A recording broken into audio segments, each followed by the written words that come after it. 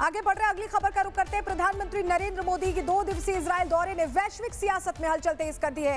Israeli संसद में ऐतिहासिक संबोधन के साथ ही मोदी ने आतंकवाद पर 2 टूक संदेश दिया है। इजराइल ने पीएम मोदी को अपने सर्वोच्च सम्मान से भी नवाजा है।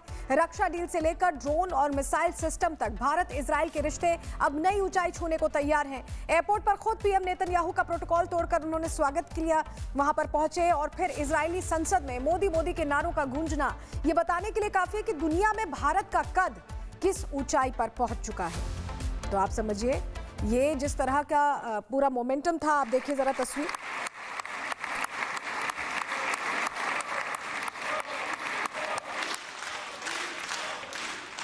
तो ये इजरायली संसद की आप तस्वीर देख रहे हैं जहां मोदी मोदी की गूंज आपको सुनाई दे रही है।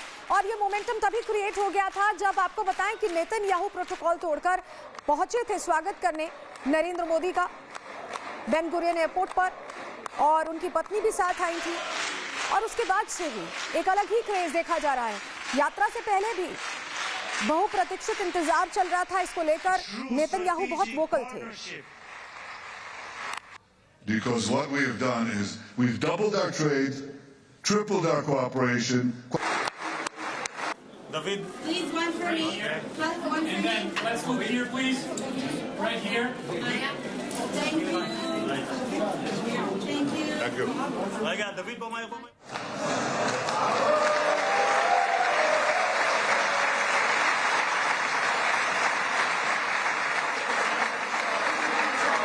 Always be remembered.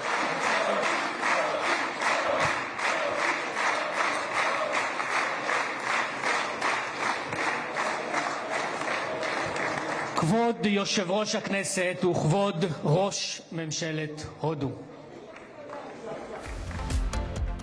तो पीएम मोदी को इजरायली संसद का सर्वोच्च सम्मान दिया गया है। पीएम को speaker of the Knesset medal का सम्मान मिला है, जो तस्वीर आपको हम दिखा भी रहे हैं। इजरायली संसद को पीएम मोदी ने संबोधित किया। नेसेट को संबोधित करने वाले पहले भारतीय प्रधानमंत्री बने हैं मोदी, और इजरायली पीएम ने मोदी को एशिया का शेर बताया है। नेतन्याहू ने कहा है कि मोदी के लिए दिल में खास जगह है। नेतन्याहू ने पीएम मोदी को अपना भाई बताया। मोदी दुनिया के सबसे सम्मानित नेता हैं, ये भी नेतन्याहू कहते सुनाई दिए। पीएम मोदी ने हमास आतंकी हमले की निंदा की, वहां पर जो 7 अक्टूबर का हमला हुआ था उसका जिक्र प्रधानमंत्री की तरफ से किया गया, निंदा की उसकी। भारत भी लंबे वक्त से आतंकवाद से पीड़ित है, ये भी प्रधानमंत्री ने बताया। और आतंकवाद के खिलाफ इजराइल के साथ भारत खड़ा है। प्रधानमंत्री ने ये वहां उनकी जो संसद है उसके अंदर ये उद्घोष किया। इसी से जुड़ी एक डिटेल रिपोर्ट आपको दिखा रहे हैं।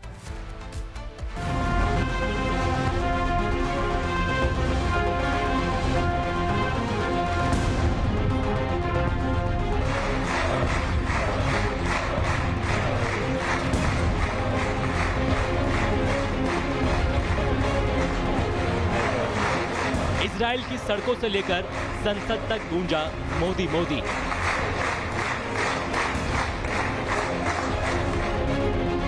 शोलम से आगाज, आतंक पर प्रहार। Shalom.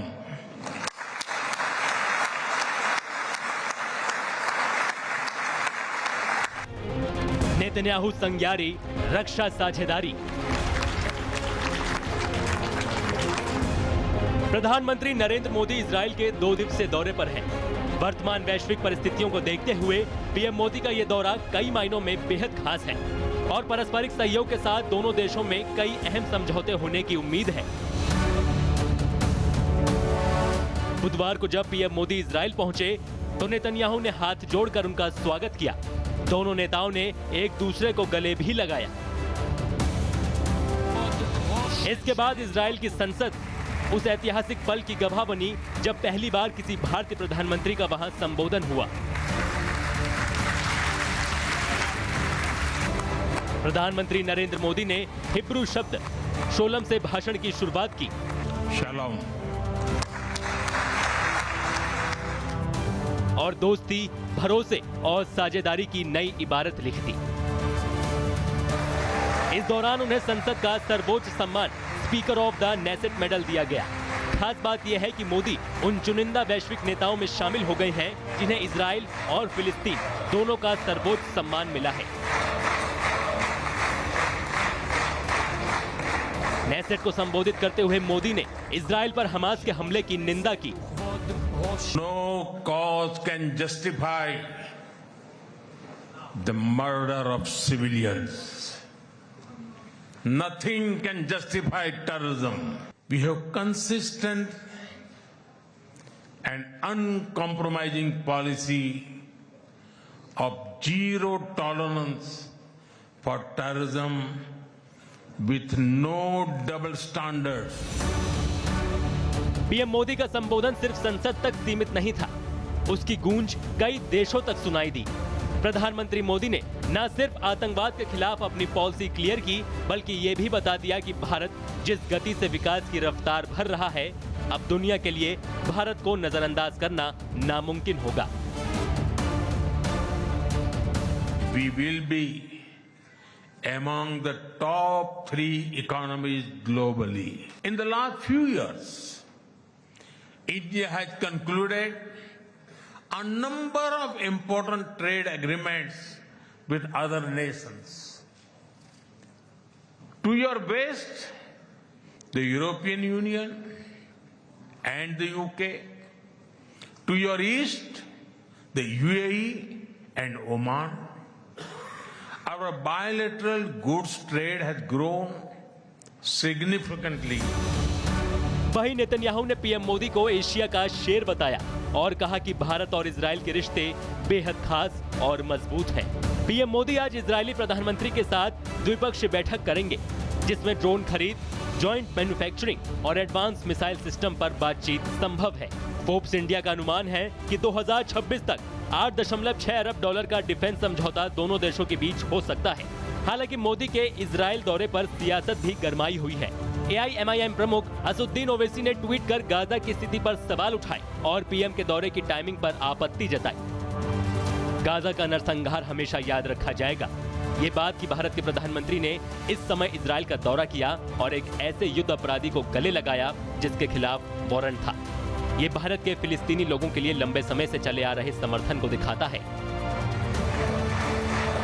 इजराइल में मोदी मोदी के नारे, संसद में सम्मान, आतंक पर 2 टूक और रक्षा सौदों की महाडील। संदेश साफ है कि भारत अब सिर्फ भागीदार नहीं बल्कि वैश्विक रणनीति का निर्णायक खिलाड़ी है। जय Hind. Bureau report, Republic Bharat.